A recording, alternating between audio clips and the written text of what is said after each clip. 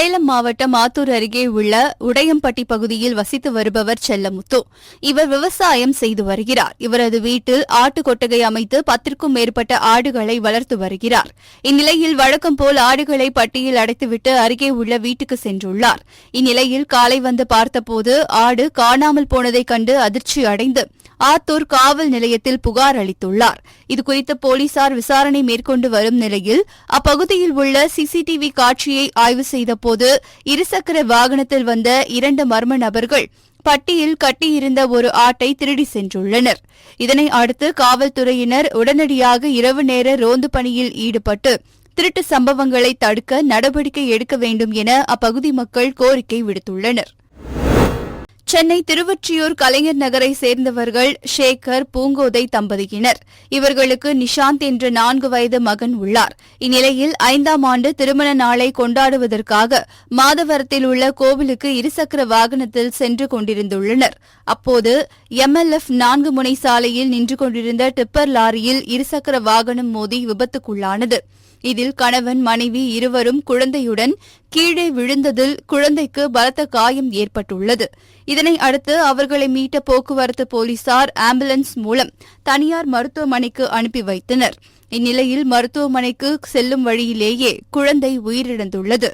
இதுகுறித்து செங்குன்றம் போக்குவரத்து போலீசார் வழக்கு பதிவு செய்து மயிலாடுதுறையைச் சேர்ந்த டிப்பர் லாரி ஓட்டுநரான ஸ்ரீதரிடம் விசாரணை மேற்கொண்டு வருகின்றனர். சேலம் மாவட்டம் ஆத்தூர் அருகே உள்ள விநாயகபுரம் JK நகர் பகுதியில் வசித்து வருபவர் கிருஷ்ணன் மோகன்.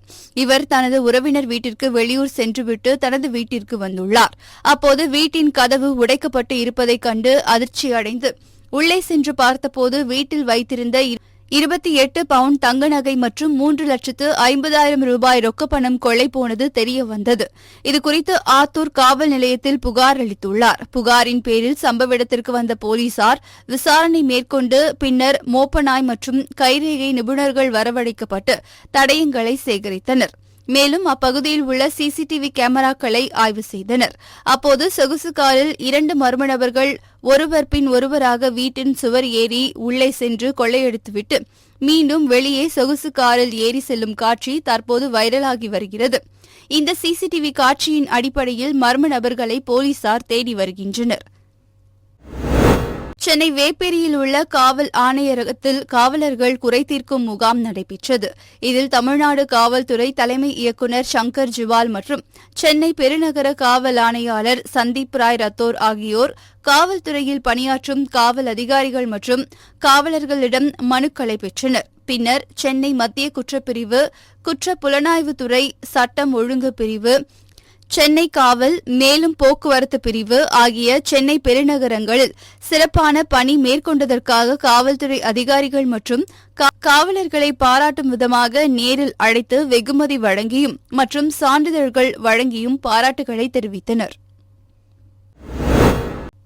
தேனி மாவட்டம் லோயர் கேம்பில் உள்ள அம்பேத்கர் காலனியில் புதிதாக சமுதாய கூடம் கட்டுவதற்கு அடிக்கல் நாட்டு விழா நடைபெற்றது. இந்த சமுதாய கூடம் கட்டுவதற்கு முதலமைச்சர் நிதி திட்டத்தின் கீழ் ரூபாய் 40 லட்சம் நிதி ஒதுக்கீடு செய்யப்பட்டுள்ளது. இவ்விழாவில் ஆண்டிப்பட்டி சட்டமன்ற உறுப்பினர் மகாராஜன், கூடலூர் நகரமன்ற தலைவர் பத்மாவதி, லோகதுரை உள்ளிட்டோர் பங்கேற்றனர். மேலும் கூடலூர் நகராட்சி அரசுத்துறை அதிகாரிகளும் அப்பகுதி பொதுமக்களும் கலந்து கொண்டனர். நாகை மாவட்டம் தலைஞாயிறு பேரூராட்சியில் கூட்டு குடிநீர் திட்டம் சார்பாக அம்ருத் 2.0 நிறைவேற்றுவது குறித்து பொதுமக்களிடம் கருத்து கேட்பு கூட்டம் பேரூராட்சி திருமண மண்டபத்தில் நடைபெற்றது. இதில் தமிழ்நாடு குடிநீர் வடிகால் வாரிய அதிகாரிகள் கலந்து கொண்டு கருத்து கேட்டனர். இந்நிகழ்வில் பொதுமக்கள், அரசியல் கட்சியினரின் சந்தேகங்களுக்கு தமிழ்நாடு குடிநீர் வடிகால் வாரிய அதிகாரிகள், நகராட்சி அதிகாரிகள் விளக்கம் அளித்தனர். தென்காசி மாவட்டம் சுரண்டை பேருந்து நிலையம் மற்றும் சுரண்டை சேந்தமரம் சாலையில் உள்ள கடைகளின் முன்பு நிறுத்தப்படும் இருசக்கர வாகனங்கள் திருடு போவதாக சுரண்டை போலீசாருக்கு பல்வேறு புகார் வந்தது. புகாரின் பேரில் போலீசார் வாகன சோதனையில் ஈடுபட்டனர்.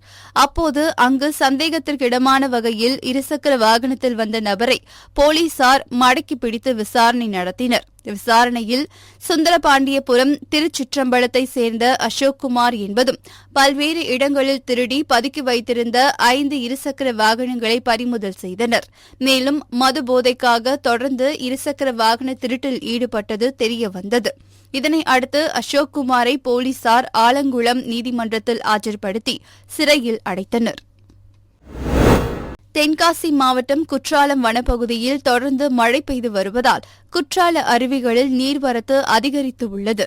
இந்நிலையில் குற்றாலம் 5 அருவியில் வெள்ளப்பெருக்கு ஏற்பட்டது. இதனால் சுற்றுலாப் பயணிகளின் பாதுகாப்பு கருதி போலீசார் 5 அருவியில் குளிப்பதற்கு தடை விதித்துள்ளனர்.